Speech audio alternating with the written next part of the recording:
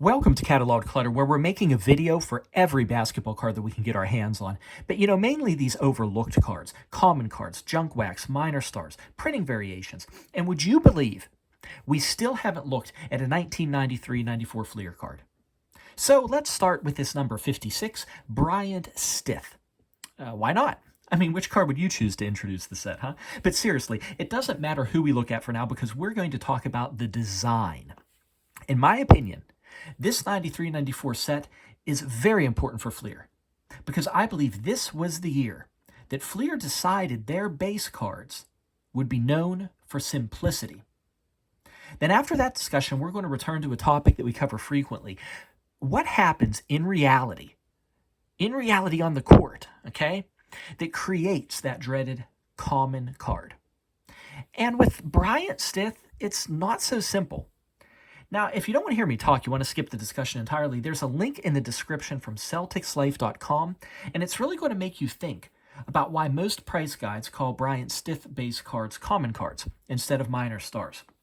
A lot behind it, actually. A lot behind it. Worth a read.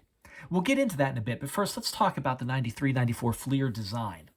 See, I feel like this minimal design, it was a statement from Fleer. Their base cards, from here on out, we're going to focus on the photo and minimize other things. Think of 86, 87 to 90, 91 Fleer, that first group there. I'm not saying those designs weren't simple, but they definitely had a lot more elements than what we're looking at here in 93, 94. But with those cards, the focus was still entirely on the photo in those sets. Then, in 91, 92, it looked like Fleer was going to start experimenting. I really like these cards. I do. There was this blue strip over here on the side with these small NBA logos running throughout it. Then you had the photograph. It took about the other 2/3 of the card. And then not to mention, you had that cool basketball court background on the reverse. Really neat. But here, Fleer started having the photos interact with the design elements. Like this Michael Jordan, his elbow crosses into that blue border. And honestly, for some of the cards, there's a lot more overlapping. Really cool.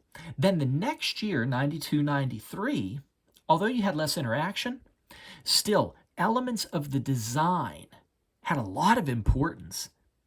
They added this gold border, then that thick blue strip. You see, it kind of became these two small colored basketball textured strips. But these strips, like, look at this Terry Mills. Often they would really intrude on that photo. I mean, Fleer's saying, we want you to look at this design. We want you to look at it right there on top of the photo. Then, back to where we are here, 93, 94, it's like Fleer kind of threw in the towel, and it was like white border, photo, and we're done. Really, the only item of note is the color highlight around the basic info on the bottom. For example, all the Denver Nuggets cards, they have this red-orange glow down here. So to me then, this simplicity, it defined Fleer base cards for the rest of the 90s. If you remember the next year, 94, 95, they looked very similar to this. It's just that Fleer added just a little bit of foil right here around that information. Now, I know what a lot of you are thinking. Yes, I'm ignoring 95, 96. That year, Fleer opened up a Pandora's box of design, but it really came out of nowhere, and it was an exception to the trend. It was, because in 96, 97, the pendulum swung right on back. You had nothing but the photo again. Nothing but the photo. Just a little bit of this basketball textured paint. Only noticeable if you want to look at it. All about the photo. And then think of 97, 98, 98, 99. That's just a full bleed photograph. And the player and team names, they're overlaid in a way that you really have to look to see them. And I think that focus on simplicity all started here, where we see Fleer seeming to say, look, let's just maximize the photo, put a white border around it, and call it quits. So, I'm interested to know your thoughts. If this 93-94 set seemed as much of a design shift to you as it does to me. Okay, on to the next topic, though. What makes a common card? That brings us specifically to this number 56 Bryant Stith. Number 56. Fleer was organizing their players alphabetized in teams. You know, unlike, say, Topps, they just place their players all over the place. So Bryant Stith here, this is the 7th out of 8 Denver Nuggets here in Series 1. Let's flip the cards over briefly. The backs, they're a bit more experimental, actually, by the way.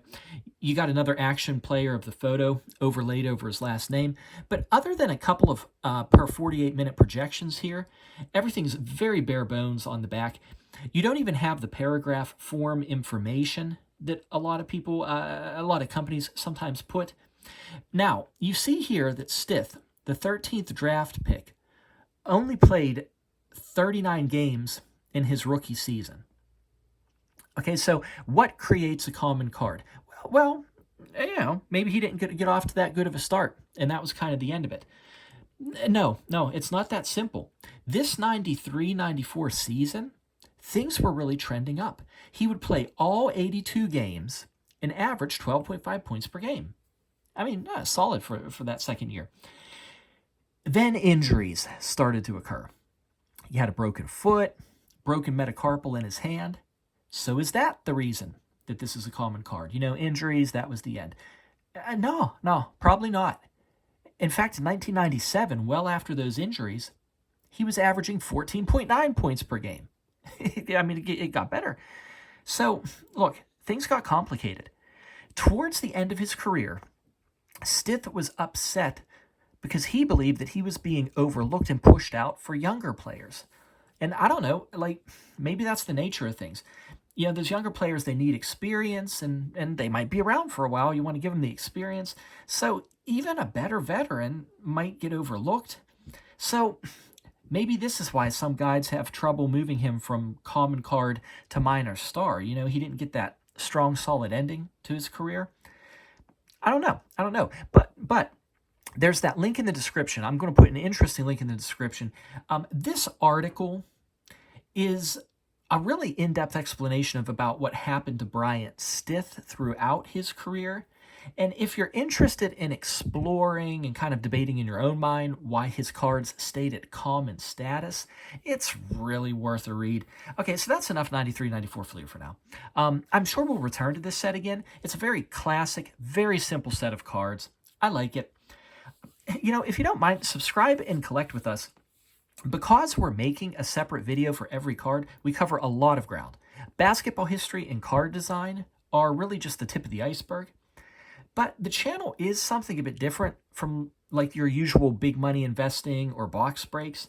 I'm really having a good time, and I hope it kind of allows you to spend time with some of your cards that might have been overlooked.